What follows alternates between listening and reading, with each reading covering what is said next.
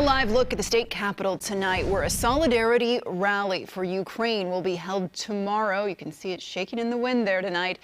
February 24th marks 1 year since Russia invaded Ukraine, and so far, the war has claimed more than 300,000 lives and displaced almost 6 million Ukrainian citizens. Tonight, the River City Food Bank in Sacramento tells us demand is skyrocketing for their help.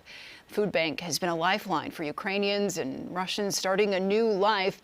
And with prices for things skyrocketing, the need is greater than ever. Many are landing literally with nothing but the clothes on their back. Well, if you're looking to connect with River City Food Bank services or you want to volunteer there, we have that information available on our website, cbs13.com. China is now calling for a ceasefire between Russia and Ukraine. The Russian ally has claimed to be neutral in the conflict, refusing to criticize Putin for his actions, though the U.S. thinks they may be providing Russia with non-lethal military help.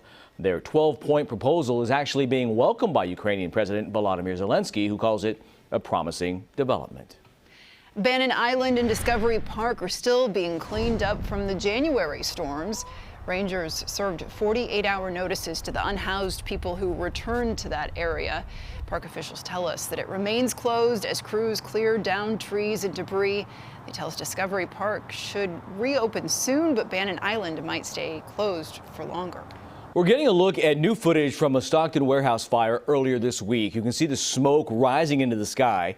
Firefighters responded to this thing on Tuesday. They said the warehouse was fully engulfed when the wind started spreading embers across several city blocks, causing other buildings to catch fire. The warehouse thankfully was empty at the time. The fire has been ruled arson.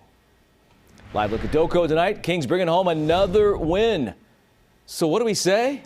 Light the buildings. That's right. Tonight was the first night several downtown buildings were lit up purple for the Sacramento Kings. The Safe Credit Union Convention Center, Memorial Auditorium, and City Hall Garage, all showing their support for the team. Oh, it feels great. You know, putting purple on, wherever you go in the city, you see people with purple now. It's great. It's about the unity and the community of Sacramento. You know, it's kind of a wacky town in its own, and the Kings, stepping it up this year, it kind of represents the city. And it's a nice camaraderie for the city, so it's neat to see everything in purple. Yeah, well, the buildings will light up purple for each home game. A baffling cold case partially solved as the victim known as the lady in the refrigerator is identified. But what about her killer?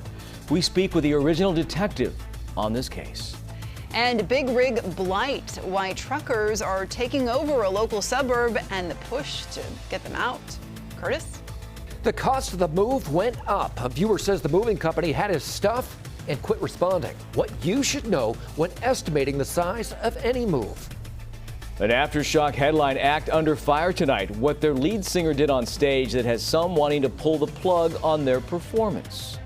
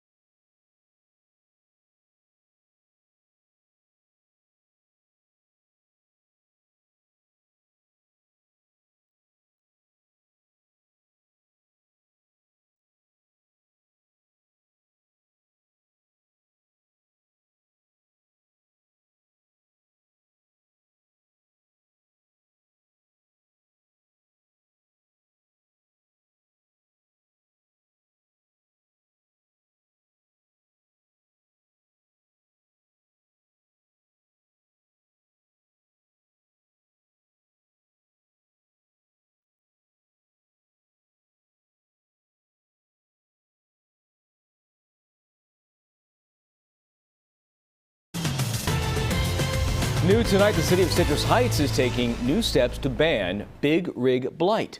Some people complain that semi-trucks are taking over city streets. Tonight, we're getting answers on the plan to drive trucks away.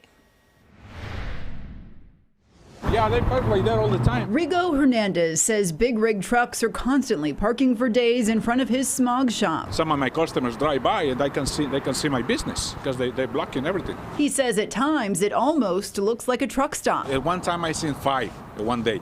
It was like 3 over here and 2 on the other side. We found this truck parked right in front of a no parking sign. I called the police department couple times and filed a complaint. And the police came and they told them to move. And they maybe moved for a couple days, but they usually come back.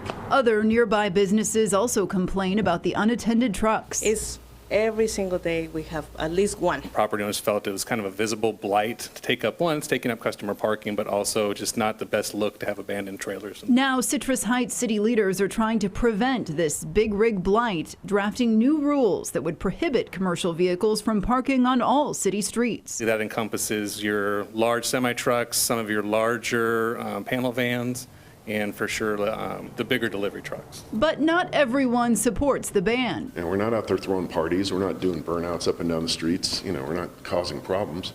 We're just parking there at night. Truck driver Scott Brown lives in Citrus Heights and says he has nowhere else to park his rig. To solve this problem, I'd have to drive 30 to 40 minutes away to another part of the town. But businesses are hoping these tougher rules will help improve the community. Yes, of course, it's a good idea for keeping safe.